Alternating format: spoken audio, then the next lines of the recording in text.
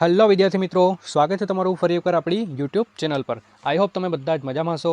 આજે આપણે વાત કરીશું સાંસ્કૃતિક વારસો ગુજરાત અને ભારતના એનસીઆરટી જીસીઆરટીના એવા ક્વેશ્ચનો સિમ્પલ છે પણ તમને યાદ હોવા જોઈએ। ઓકે, તો ચલો આપણે ફટાફટ સ્ટાર્ટ કરીએ ક્વેશ્ચનો તરફ। ફર્સ્ટ ક્વેશ્ચન છે કે દુર્ગા પૂજાનો તહેવાર ભવ્ય રીતે કયા રાજ્યમાં યોજવાય છે? ઓકે, બધાને આવડતો ક્વેશ્ચન છે કે દુર્ગા પૂજા જે છે એ કયા રાજ્યમાં ઉજવાય છે? તો આપણા પશ્ચિમ બંગાળમાં। ડન છે। ચલો, આસામમાં તો આસામમાં બિહુ, આપણા ગુજરાતમાં તો ગુજરાતમાં છે ગરબા। ઓકે, એ રીતે અમુક અલગ અલગ સ્ટેટમાં તહેવારો ઉજવાતા હોય છે, જે આઈએમપી છે આપણા માટે। ચલો, દીપ, ધૂપ, આરતીની પૂજા અથવા તો આરતીથી પૂજા કરવાની પરંપરા ભારતની કઈ પ્રજાએ આપી હોવાનું મનાય છે? તો દ્રવિડ લોકો। ઓપ્શન બી રાઈટ આન્સર છે। ઓકે, યાદ રાખવાનું થાય છે આપણે। ચલો, કઈ પ્રજાની માતૃમૂલક કુટુંબ પ્રથા પ્રચલિત કરી હતી? ઓકે, નીચેનામાંથી કઈ પ્રજા છે એમની માતૃમૂલક કુટુંબ પ્રથા પ્રચલિત કરી હતી? તો એ પણ હતી દ્રવિડ પ્રજા। ઓકે, ચલો, નેગ્રીટો એટલે કે હપ્સી પ્રજા વિશે નીચેનામાંથી ખોટા વિધાનો જણાવો। ઓકે, રોંગ તમારે ટીક કરવાના થાય છે। તો માત્ર એક, જે 3 નંબર છે કે તેઓ રંગે શ્યામ, લાંબુ અને પહોળું માથું, ટૂંકું કદ અને ચપટું નાક તેમની શારીરિક વિશેષતા હતી, આ જે છે ખોટું છે। ઓકે, ત્યારે સાચા વિધાનની વાત કરીએ તો એઓ ભારતના સૌથી પ્રાચીન નિવાસી છે। અફઘાનિસ્તાનમાંથી બલુચિસ્તાન રસ્તે થઈને ભારત આવ્યા હતા અને વર્ણે શ્યામ, 4 થી 5 ફૂટ ઊંચા અને વાકોડિયા વાળ ધરાવતા હતા। ઓકે, આ બધા વિધાનો જે છે સાચા છે। ચલો, નીચેનામાંથી કઈ પ્રજા પ્રકૃતિ પ્રેમી હતી? ઓકે, પ્રકૃતિ પ્રેમી હોય તો આર્યો। ઓપ્શન બી રાઈટ આન્સર થઈ જશે। નીચેનામાંથી કઈ પ્રજાના લોકો પીળા વર્ણના હતા? તેઓ કિરાત તરીકે ઓળખાતા હતા। ઓકે, પીળા વર્ણ એટલે કે યલો કલરના હતા અને કિરાત તરીકે ઓળખાતા હતા। તો મોંગોલાઇટ પ્રજા, ઓપ્શન સી રાઈટ આન્સર થઈ જશે। યાદ રાખવાનું થાય છે કે કિરાત નામની પ્રજા એટલે મોંગોલાઇટ। નીચેનામાંથી કઈ જોડ સાચી છે? તો ઉપરોક્ત તમામ। ઓકે, ઉપરોક્ત તમામ જે છે જોડ સાચી છે। કલમ નંબર 51A સાંસ્કૃતિક વારસાનું જતન છે। 51S એટલે કે કુદરતી પર્યાવરણનું જતન અને X 51માં X એટલે જાહેર મિલકતોનું રક્ષણ। બધા વિધાનો સાચા છે। ચલો, ભારતમાં શુભ કાર્યના પ્રારંભે લેવાતા સંકલ્પોમાં ખાલી જગ્યા શબ્દનો ઉપયોગ થાય છે? તો ભારતખંડ, જંબુદ્વીપ અને આર્યવ્રત આ બધા આપણા ભારતના નામો છે, અથવા તો ભારતને અલગ અલગ કયા નામથી ઓળખાય છે? તો આપણે હમણાં ઇન્ડિયા, હિન્દુસ્તાન અને ભારત 3 નામથી ઓળખતા હતા, પણ બીજા 3 તમારે એડ કરી લેવાના છે, ભારતખંડ, જંબુદ્વીપ અને આર્યવ્રત। એટલે કે ઉપરોક્ત તમામ સાચા છે। ચલો, ભારત વિસ્તારની દ્રષ્ટિએ વિશ્વમાં 7મા નંબરના ક્રમે અને જનસંખ્યાની દ્રષ્ટિએ હવે સેકન્ડ નહીં પણ ફર્સ્ટ નંબર પર આવી ગયું છે આપણું 2025માં અથવા તો 2024માં। જોઈ શકો છો અહીં કે આપણે હવે વર્લ્ડમાં 1 નંબર પોપ્યુલેશનનો કન્ટ્રી ધરાવતા દેશમાં આવી ગયા છે।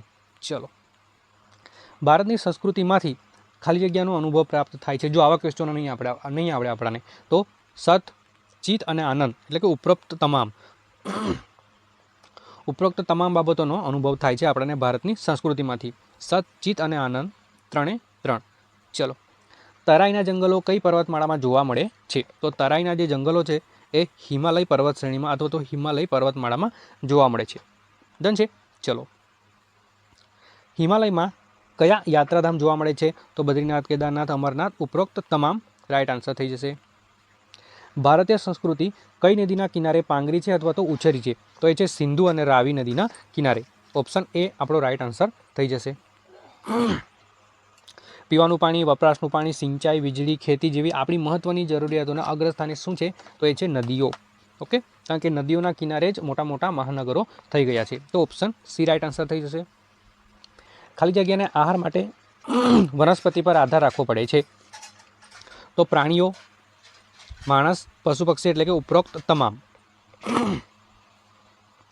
નીચેનામાંથી કઈ ઔષધિ વનસ્પતિ છે? ઉપરોક્ત તમામ એટલે કે હરડે, આંબળા, બહેડ, તુલસી, કુંવરપાઠું, અરડુસી, લીમડો એ બધી ઔષધિ વનસ્પતિઓ છે, અથવા તો બધી વનસ્પતિ જે છે એ ઔષધિ છે।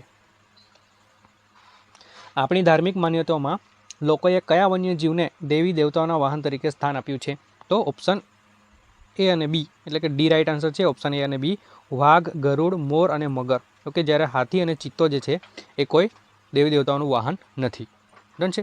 ચલો, શિલ્પ સ્થાપત્ય કળા આશરે કેટલા વર્ષ જૂની પ્રાચીન છે અથવા તો કેટલા વર્ષ જૂની છે?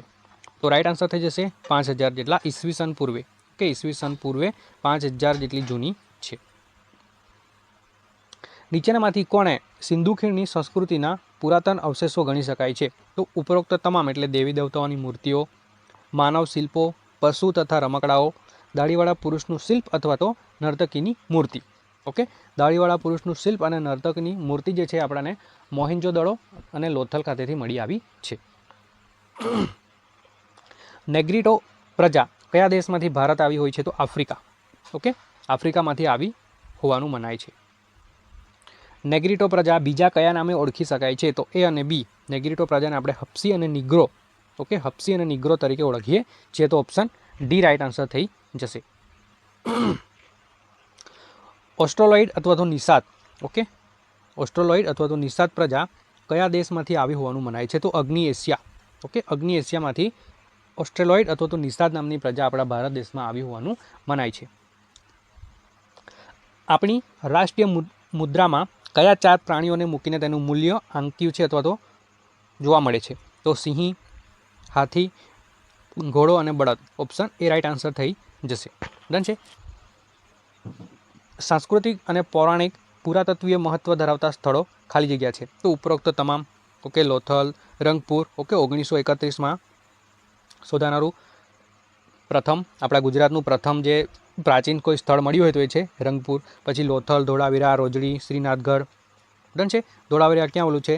તો કચ્છના ખદીરબેટમાં આવેલું છે ધોળાવીરા. ચલો, કઈ પ્રજા ભારત કઈ જાતિ અથવા પ્રજાતિ આદાન પ્રદાનથી ભારતીય સંસ્કૃતિ સમૃદ્ધ બની છે? તો ઉપરોક્ત તમામ.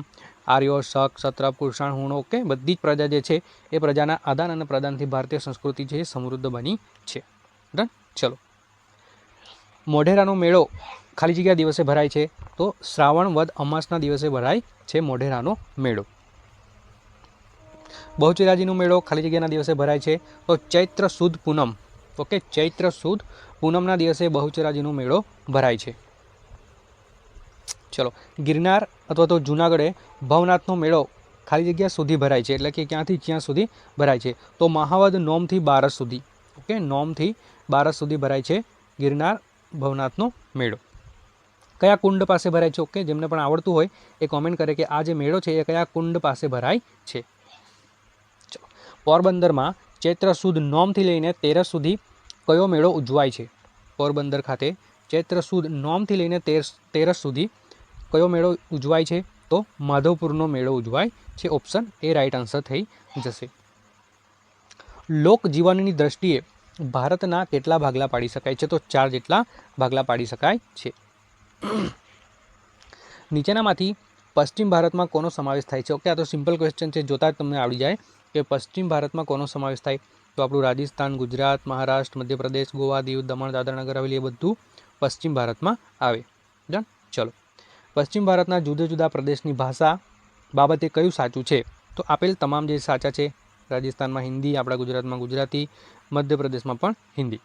ઓકે, ચલો, પશ્ચિમ ભારતમાં નૃત્ય વિશેના નીચેના વિધાનોમાંથી કયું વિધાન યોગ્ય છે? નૃત્યની વાત થાય છે તો આપેલ તમામ. રાજસ્થાનમાં છે ઘુમ્મર નૃત્ય ખૂબ જાણીતું છે.